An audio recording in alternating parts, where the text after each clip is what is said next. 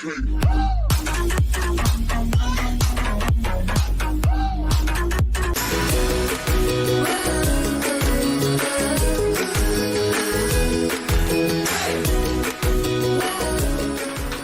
everybody, thank God it's Friday. I remember when I used to work.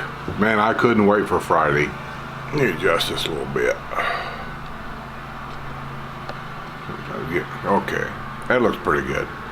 Yeah, I couldn't wait till Friday. Go out with the guys, maybe have some dinner, a couple of beers. Friday, it was just like an unwinding day. I remember those days.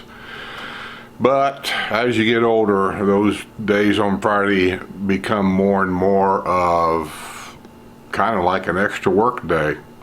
You got off on Friday, and then of course when you had kids on the way home, you know, we might stop by someplace and get dinner to go, a pizza to go, you know, because nobody felt like cooking.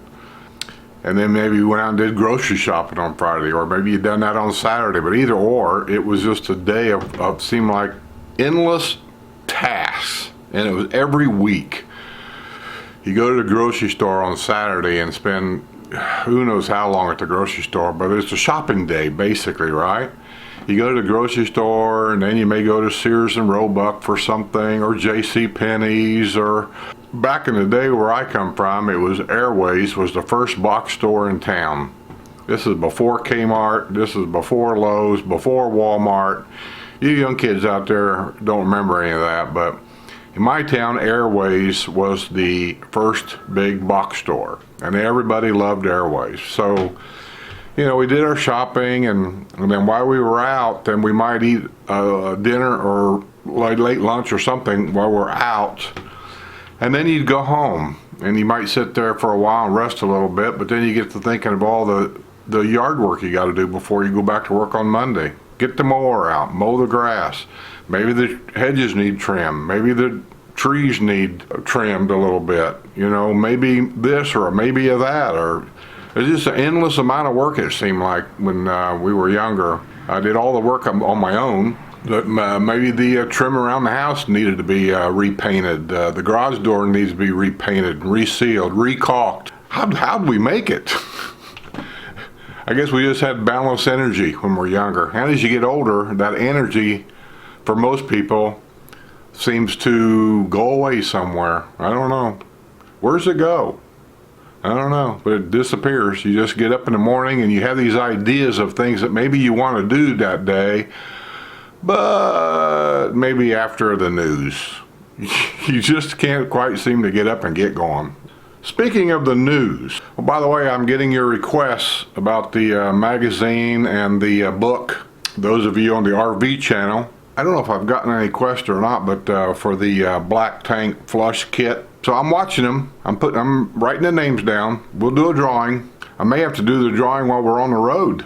We're wanting to get a fan for the RV. I'm thinking of a pedestal fan where I can set the rotation on it and the speed. And we had one years ago. I'm pretty sure we bought it at Lowe's. I had it at our other house, and it had a remote control box with it, where literally from any chair or wherever I was sitting out in the back porch or whatever, I could turn it on, shut it off, change the speed, change everything. That's actually what I want, is that, to put in the motorhome, so, you know, on a very hot day, if that air conditioner's not keeping up, at least I can turn the fan on to move the air. You know, you feel better.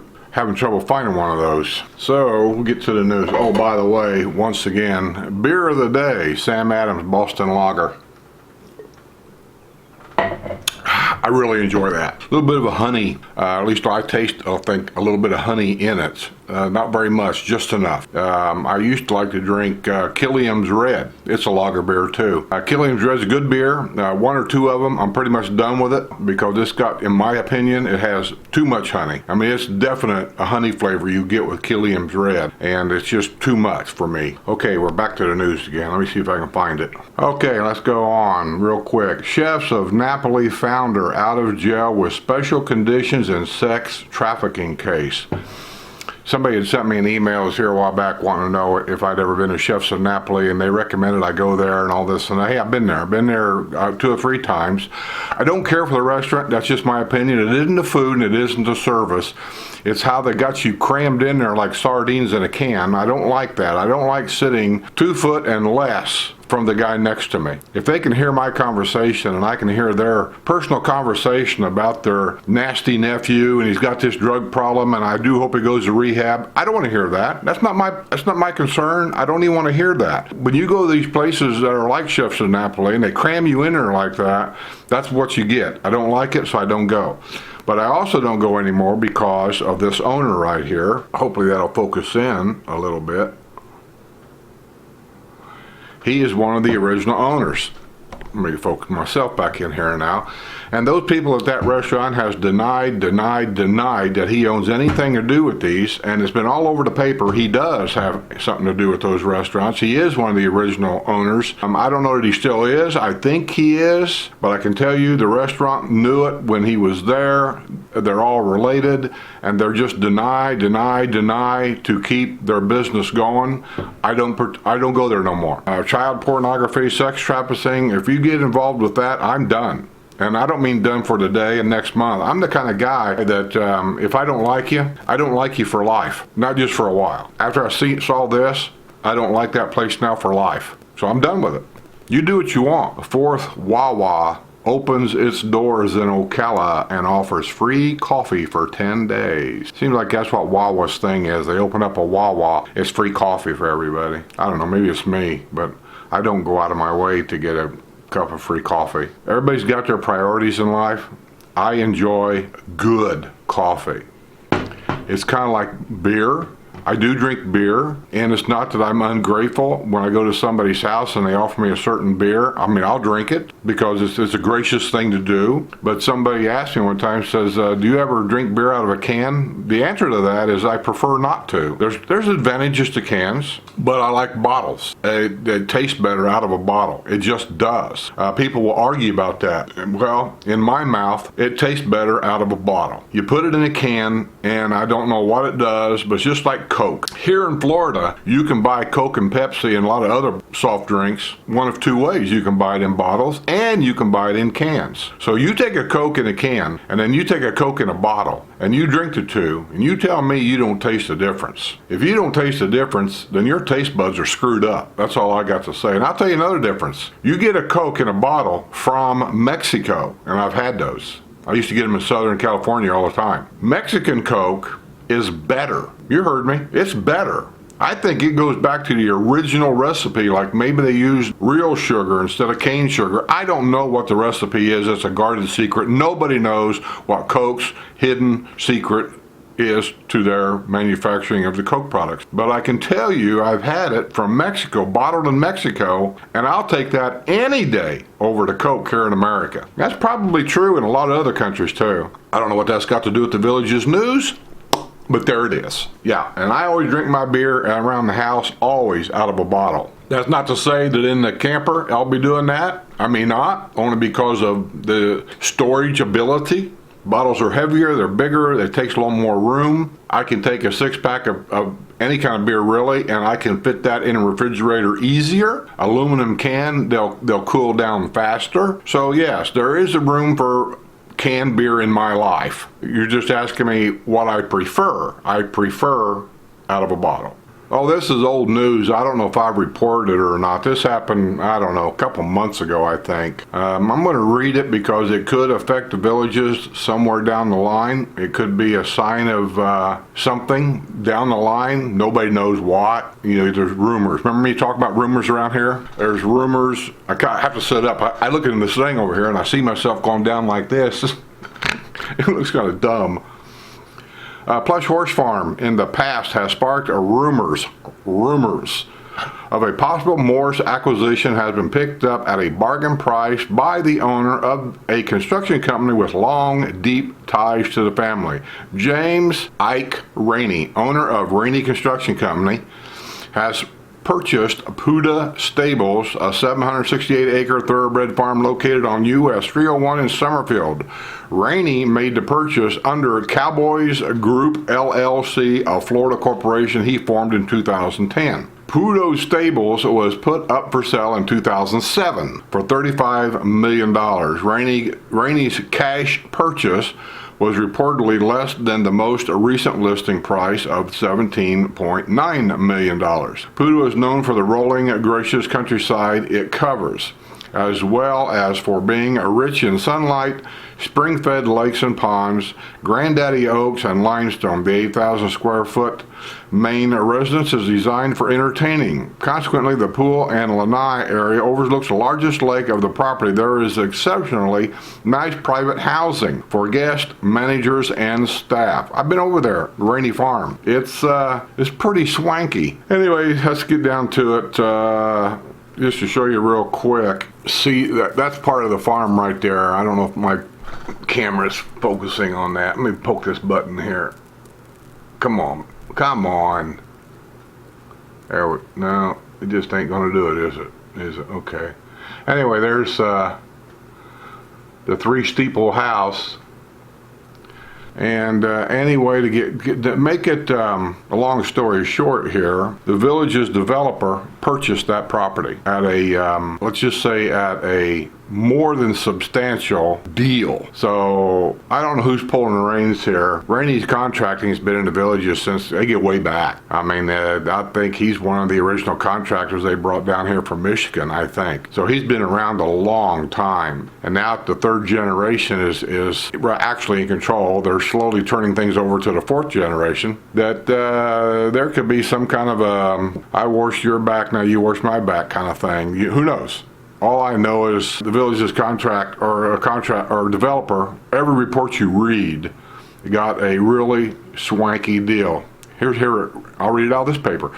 The farm is valued at over $35 million, but the family is getting it for just over $12 million. He claimed the family is then going to move the whole polo operation from the villages to the farm, allowing them to then build on the land where the current polo field is located. See, that kind of leads me into, you got to have questions, right? He's a developer. He owns it. I mean, he can do what he wants. I mean, that's the American right.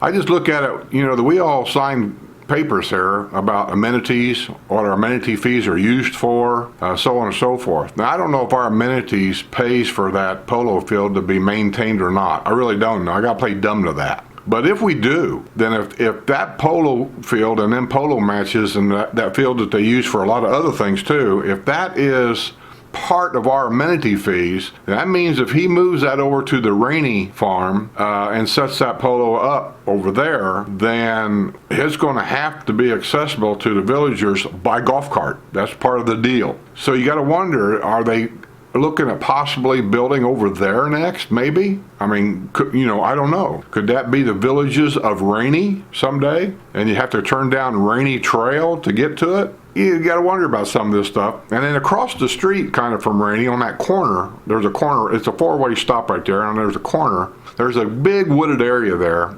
I think it's like 40 acres or 140 acres of wood, something like that. It's been for sale for a while, and here recently there's a sign that's popped up on that corner that said sold. But we don't know who it is or anything about it. And I don't know if that woods actually touches part of the villages up there off of 42. It's on 42. That's about as far north in the villages as you can get. 42 pretty much is the property line right down through there. Maybe. I don't know.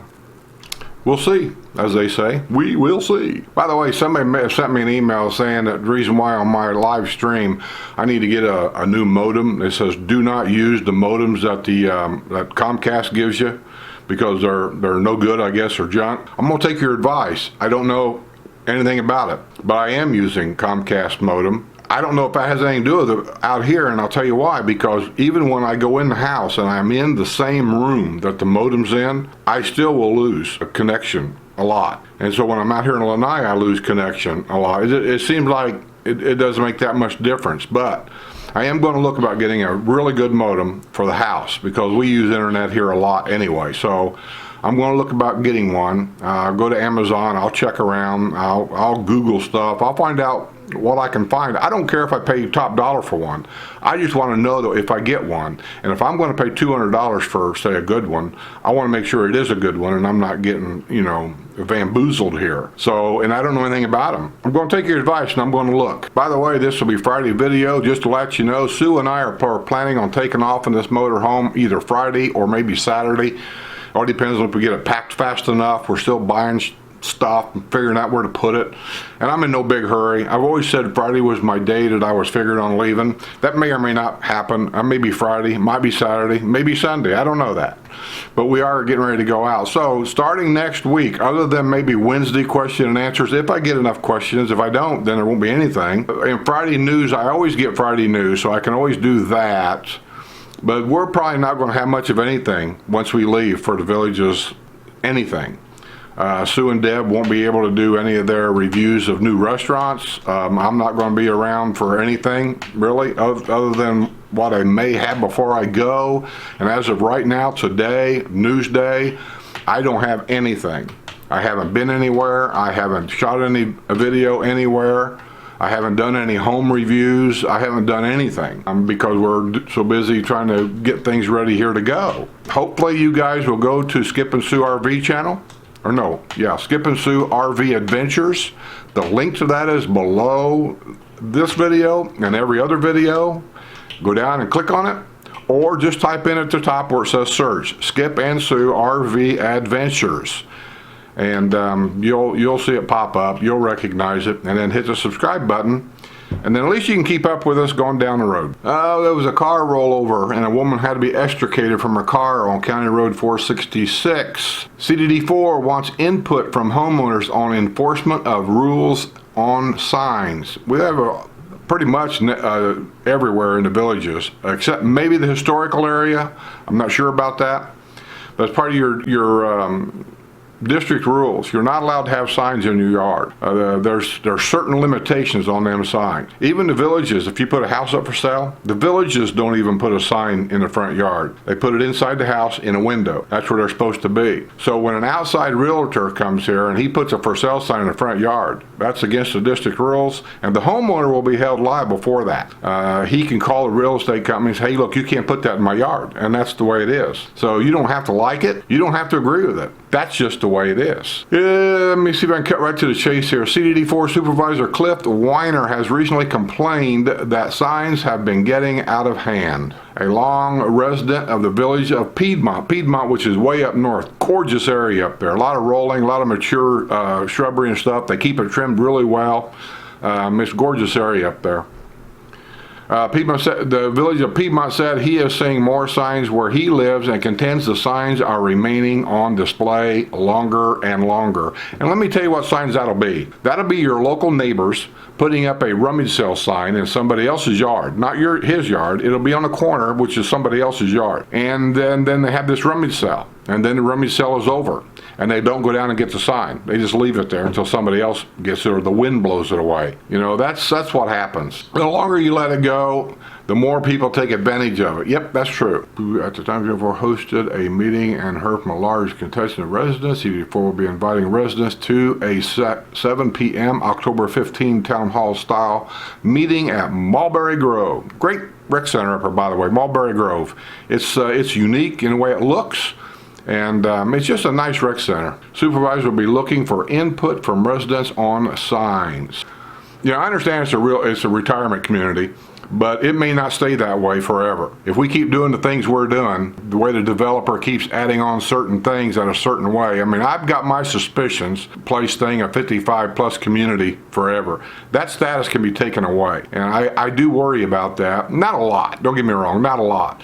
But when you look at, say, 10, 15 years down the road, if this place continues to grow like it's growing, I got the one question that all of you ought to think about before you buy down here, thinking about a retirement community and all this. And just think about this. How do you age restrict a city? Simple question. Okay, I'm out of here. We've done enough. I got to see about packing the rest of this, drinking the rest of my beer, and hopefully I'll see some of you maybe down the road, and maybe I'll see you on the other side.